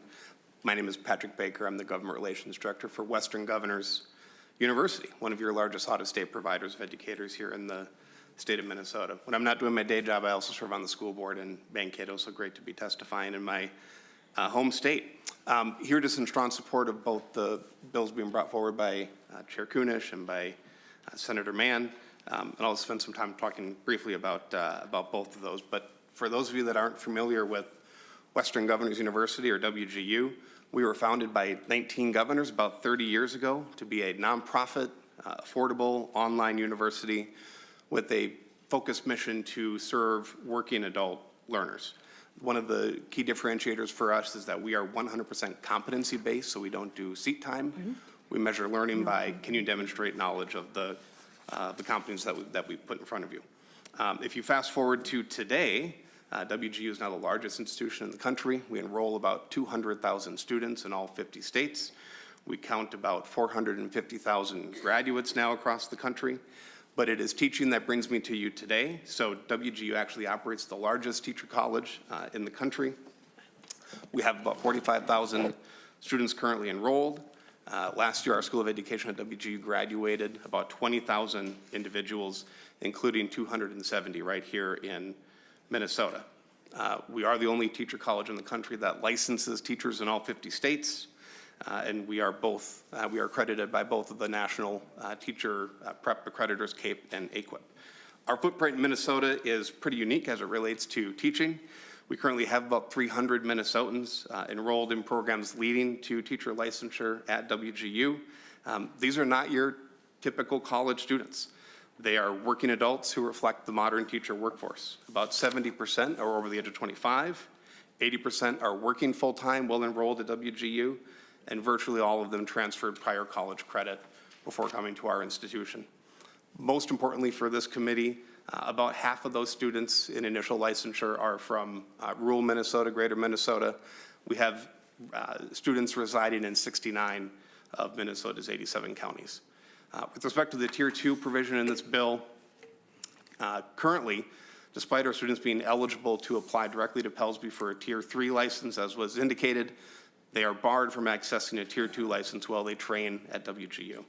This exclusion creates an inequitable barrier for Minnesotans who need these pathways most. Specifically, we have 80 students who enter WGU with a non-teaching bachelor's degree, and because they cannot access a Tier 2 license, their pathway to the classroom is less accessible than their peers at in-state institutions. So this challenge is creating real-world problems for us here in Minnesota. One, our institution is eligible for SPED pipeline grants provided by the legislature and administered by MDE. We enrolled a number of those Minnesotans into that program, some of whom were on a Tier 1 license trying to get that full Tier 3 license in SPED, and that inability to access a Tier 3 or Tier 2 license, really makes that pathway difficult for those folks that our state is investing in to become fully licensed special education teachers. Secondly, our institution is in extensive talks with Teach for America Twin Cities. We are hopeful that we can take some of their teaching candidates in the metro and get them on a pathway to become fully licensed in the state from a teaching perspective. And again, our inability to license for Tier 2 services is a pretty significant barrier to that partnership coming to fruition. So today, Minnesotans have more access to high-quality teacher prep programs than ever, both Minnesota-based and program approved in other states. By limiting Tier 2 license to in-state institutions, Minnesota is unnecessarily making the pathway to teacher licensure for qualified working Minnesotans harder and more inaccessible at a time when we need a diverse pool of teachers more than ever. And I'll just say on the bill coming up next, you don't need to see me again. As an institution that operates nationwide, we see firsthand how licensure barriers prevent qualified teachers from filling vacancies when they're needed most. So the Interstate Compact on Teacher Mobility has been a great tool for many states across the country to ensure that licensure portability exists, while that Minnesota's high bar for teaching and quality remains, but that folks can seamlessly transition between states with those licenses. So thank you for the time and really supportive of both bills that you'll be hearing today. Thank you, Mr. Shaver, and then Ms. Cole. Chair Swedzinski, members of the committee, good afternoon. My name is Matt Shaver. I'm a teacher and the Senior Policy Director at Allies. We're an education advocacy organization that supports policies that strengthen and diversify our teacher workforce. Thank you for the opportunity to testify today on the PELSB agency bill, Senate File 3625 as amended. Thank you to Senator Kunesh for carrying it. I'm here to highlight our support for the proposal on page 6, lines 4 and 5 to add a pathway back to qualify for a Tier 2 license. As has been mentioned, this would allow enrollment in out-of-state teacher preparation programs as a way to move from Tier 1 to Tier 2, allowing effective classroom teachers a way to continue their needed and worthwhile work in the classroom. Briefly, I want to highlight and praise some new findings in PELSB's 2025 Supply and Demand Report as well. If you've listened at Allies even a little on this committee over the last few years, you've heard discussions around more accurately measuring the teacher shortage by incorporating data on unfilled positions, similar to states like Illinois. There's been bipartisan bill efforts led by Senator Duckworth to require PELSB to collect that data that ultimately haven't made it across the finish line. And if you look at pages 8, 39, 48, 50, 64 of that report, you'll see evidence of PELSB incorporating unfilled positions into its definition of demand, asking districts to report on that data, and sharing meaningful statistics on the number of unfilled teaching positions, showing, for example, that last year, 25 districts in Minnesota reported having unfilled or canceled math courses, robbing students of opportunities to be college and career ready.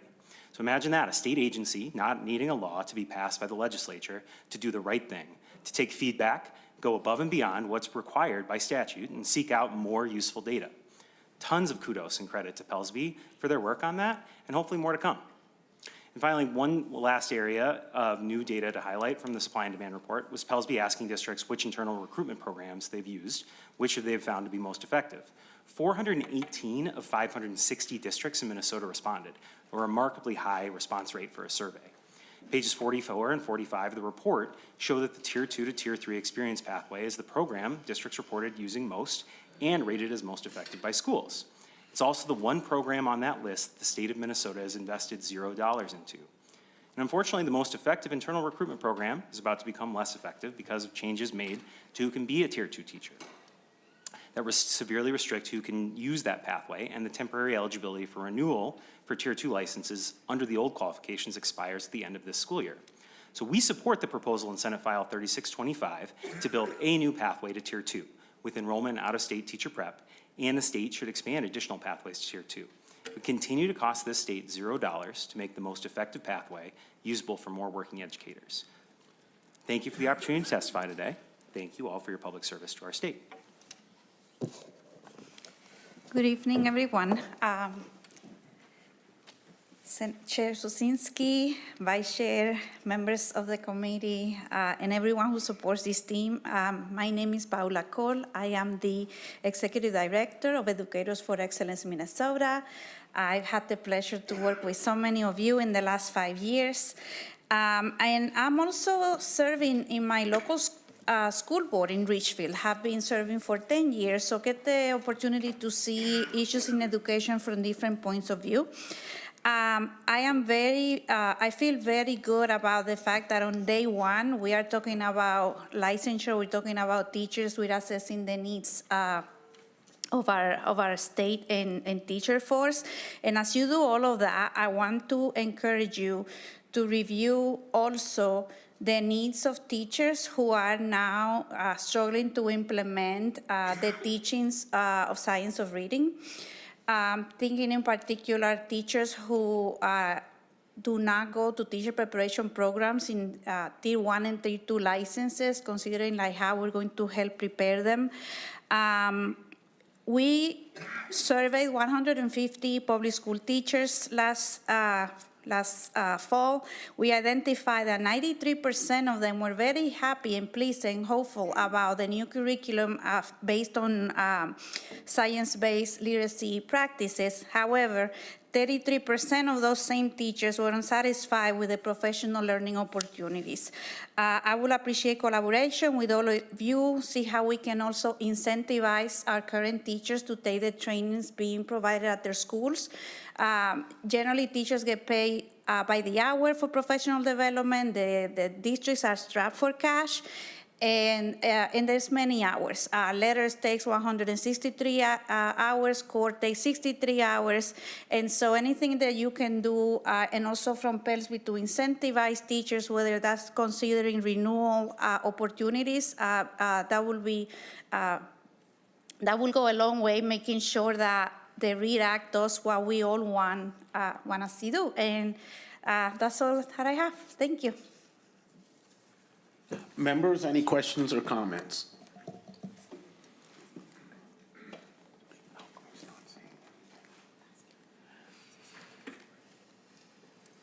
Senator Duckworth? Is now a good time, Mr. Chair? It's time for comments and questions. And/or amendments? That's why I asked. Let Senator McQuaid go first and then Senator Duckworth. Thank you, sorry. Sorry to step on your toes, Senator Duckworth. It's just a comment because I really appreciated Ms. Cole, your testimony, and I wanted to just say publicly that one of the things that we're planning on doing this year in the READ Act 2026 is to make sure that we are capturing at certain points in the licensure renewal, places for people to take the training. So yes, we'll have, every teacher who's here now will have the training, and there's gonna be opportunities to capture folks there. So you've identified a great thing, and there will be legislation about it. And there was one other thing that you had mentioned I wanted to say, and I apologize that I'm not remembering, but thank you for bringing it up and heard and working on it, and we'd love to invite you to be part of the coalition so you can be part of that, or your organization. So thank you. Thank you. Senator Duckworth. Thank you, Mr. Chair. I appreciate that. And to that point, I'm certainly hopeful we won't go backward in the amount of money that we provide districts for some of that education. I know last year that was a sticking point. But what I would like to offer is the A2 amendment, Mr. Chair. I'll pause for a second. I think it's already been distributed, right? Okay, thank you. I'm offering this, Senator Kunesh, as a friendly amendment, and the reason I haven't had a discussion with you prior to it is it became aware of it this morning. And before I even get into explaining it, I think I'll ask the folks up there if maybe they're familiar with this language already. And I see you nodding. I think you maybe even referenced it during your earlier testimony. So is this language that maybe exists in an agency bill elsewhere? Senator Szynski, Senator Duckworth, thank you for the question. This is language from Representative Clardy, who has been working with us as an agency and teacher prep providers and others across the state for a while now. So this is not, this morning we wrote this language and we think it's wonderful. We've been working on this language for quite a while, so we are not surprised by it, and we support it. I'm glad to hear that, Mr. Chair, if I may. Could you maybe just briefly tell us why, maybe give us an idea of why the language exists, the good you think it'll do, and then I'll take it from there. Thank you. Thank you. Senator Szynski, Senator Duckworth, members of the committee. This language comes to you because of all the great work that's happened through the READ Act. We see what's happening in our K-2 classrooms, and we need to make sure our teachers are fully prepared for that. It's really important that teachers in certain licensure areas who will be teaching early literacy have a field-based experience tied to that in their teacher preparation programs. We can easily do this in rulemaking, and we plan to do this in rulemaking. This is something we've talked about as a board for a long time, but when you look at the process of rulemaking, the opening of those rules, drafting those rules, and then putting those rules into place in terms of giving teacher prep providers time to implement them, this amendment to this bill would allow us to save a lot of time in terms of implementation, therefore impacting new teachers sooner, classrooms sooner, students sooner. As someone mentioned earlier, it's urgent, and students have one opportunity to learn to read, and so this helps the timeline immensely. Senator. Thank you very much for that. I'll kind of defer, obviously, to Senator Kunesh as well regarding her thoughts, or if you have any questions about it, or anybody else on the committee, Mr. Chair. Thank you. Senator McQuaid. Thank you, Mr. Chair. Thank you so much for bringing this out of the small group into the legislature. I did have one question. I might have gotten this clarified before, but do we need to match the foundational literacy skills language that we have in the READ Act, or does early literacy, does that mean something statutorily in this section of law?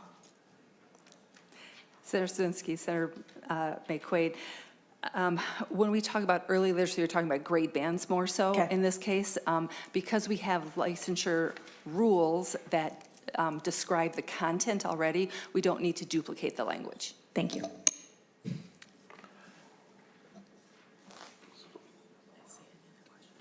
Any other questions or comments? I don't have any questions. That was my question. I had it circled here to clarify what early literacy means. And then the only other, maybe just a little bit broader question or clarity around must be integrated with learning experiences. What would that look like? Senator Szynski, Senator Kunesh, thank you for that question. With teacher prep, if you think about historical teacher prep being only in higher institutions of learning, we could say courses, right? It would be tied to a course. Because we have this great opportunity in our state to have non-higher eds licensed teachers, we don't use the term course anymore. We talk about learning experiences because our alternative prep providers don't have that course structure. They have learning experiences for teacher candidates.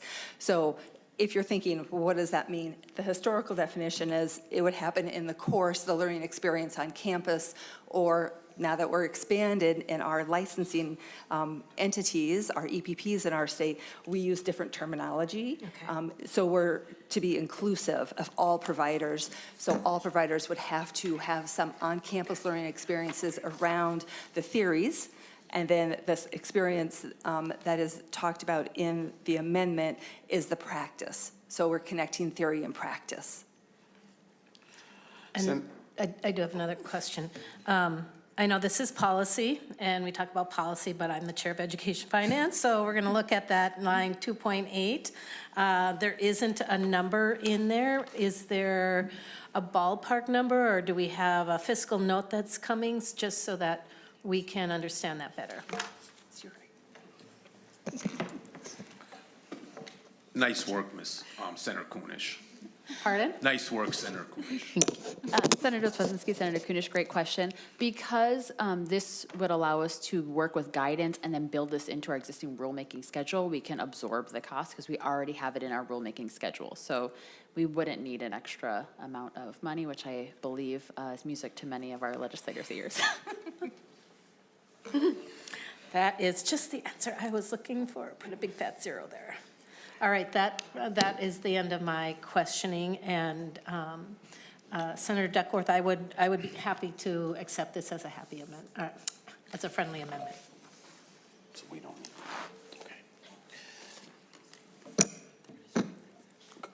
Good? Yeah, thank you, everybody. I appreciate it. Okay. Any closing comments? Got to vote. We have to vote. All those in favor of the Duckworth amendment, say aye. Aye. All those opposed? Motion carries. Amendment passes. Any closing comments, Senator?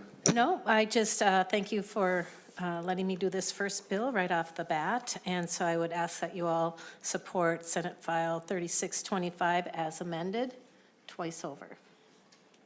Okay, and we'll be sending that on this bill to state and local government.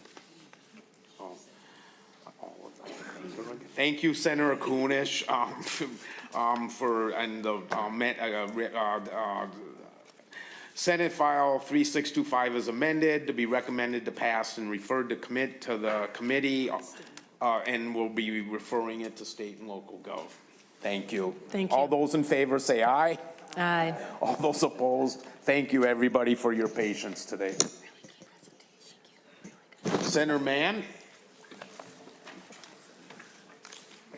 Next up, we'll hear Senate File 3626. Senator Mann, welcome to the committee. Today, the intention is to send Senate File 3626 to the Committee on State and Local Government. Senator Mann, would you like to make a motion to move Senate File 3626 to be recommended to pass and referred to the Committee on State and Local Government? I would like to make that motion, Mr. Chair. Thank you.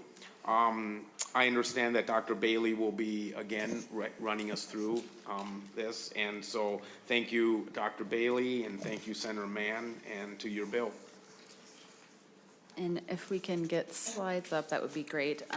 Chair Swedzinski, members of the committee, I will try to be brief in this.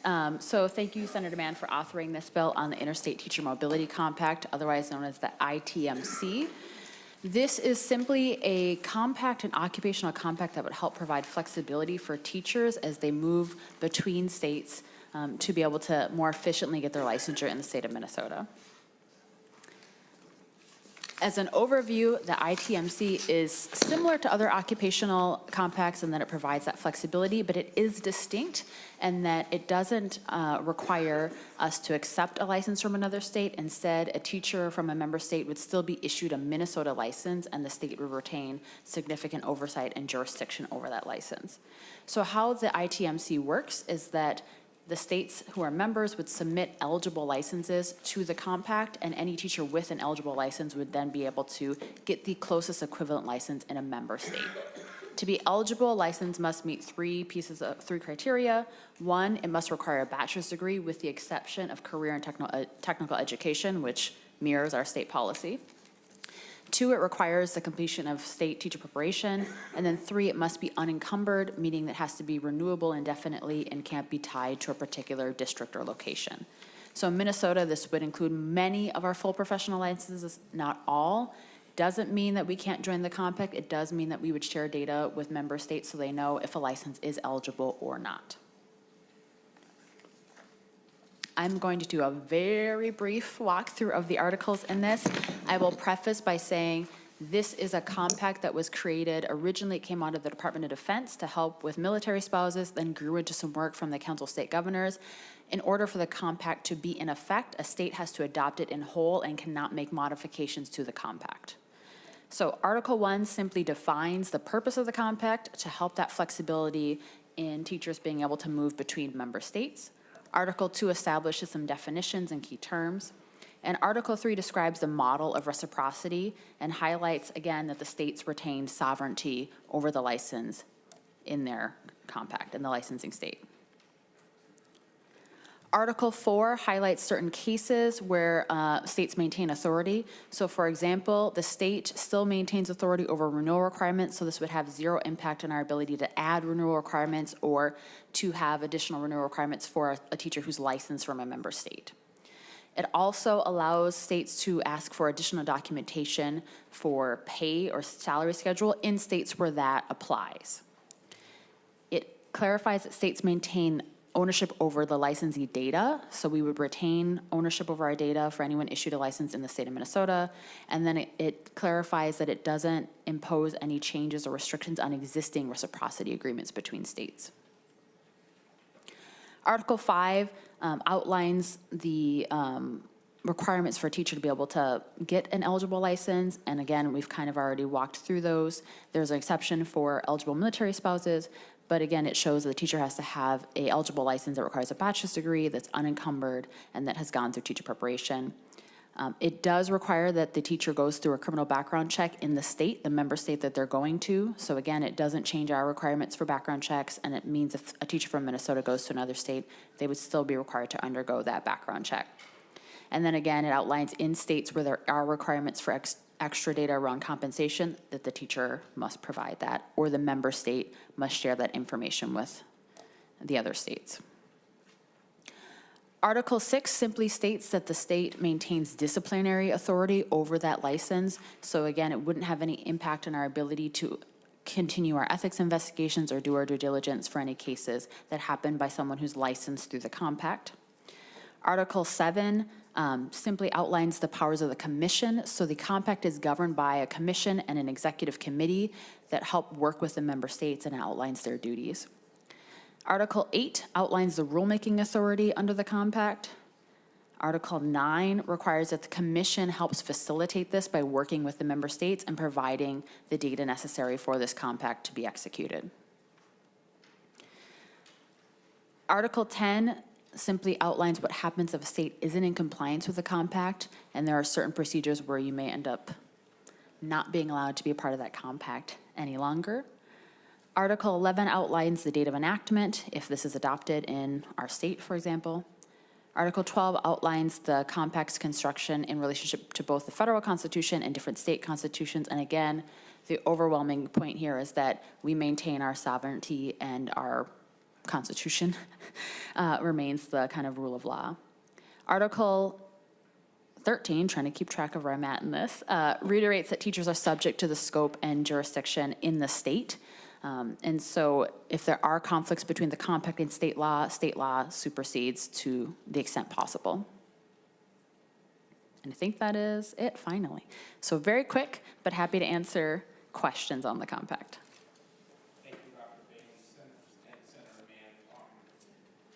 We have two thank you, Senator Mann. Thank you, Dr. Bailey. We have two testifiers, Ms. Dozeland and Mr. Baker.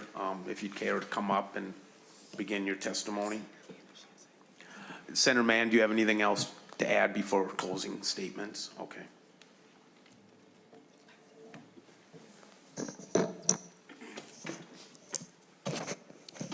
Hello again, members of the committee.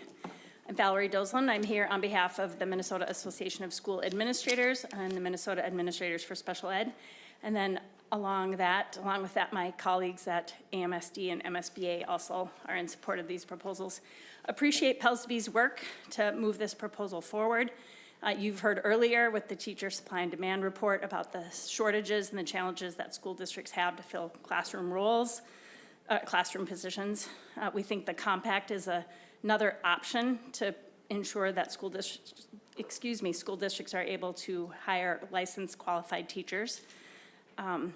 For one, it eliminates barriers for teachers with valid licenses in other compact states to receive a Minnesota license more quickly. It supports our ability to recruit talent and fill positions more quickly and sustainably, and maintains high standards as teachers still must hold meaningful credentials and licensure and professional requirements.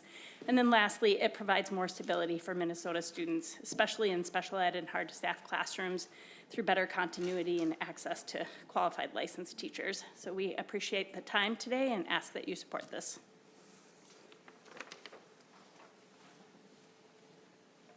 Mr. Baker? Oh. We love it. Does he have to come up to the table to say that? Okay. Thank you. Any closing remarks, Senator Mann?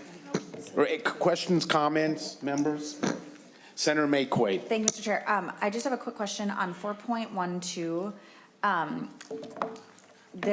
Most of this is about an unencumbered eligible license, and then there's this special different paragraph about active military members and active military spouses who hold a not unencumbered license shall be granted an equivalent license.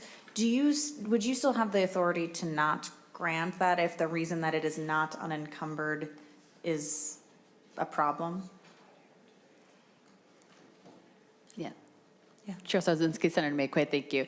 Yeah, so a lot of this does defer to our authority, and it's in the equivalent, and so we would look at, because we have the tiered licensure system, there's probably something equivalent, and we often will add restrictions, or because it says it's under the state's sole discretion, we would still have the ability to not. Yeah, great question. One more question. Senator McQuaid. Thank you, Mr. Chair. And I'm just looking at the map of where folks have done this. I thought we couldn't make language changes, but it looks like, what is that, Missouri? And maybe one of the Carolinas has changed language. Tell me about that. Yeah, Chair Swazinski, Senator McQuaid, yes. So as you'll see on the map, there are states where they introduced the legislation and then the state legislature made changes to it and passed it, but unfortunately that means it no longer counts. And so they have to go back to their legislature to try to get the original language passed. So if, for example, Minnesota were to pass this with changes to the language, we wouldn't actually be a part of the compact. Thank you. Members? Closing comments, Senator Mann? Nope.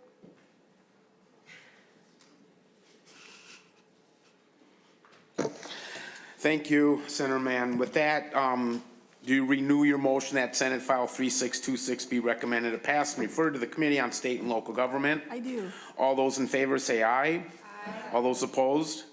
Seeing none, this bill has been moved to the Committee on State and Local Government. Thank you, Senator Mann. We are adjourned.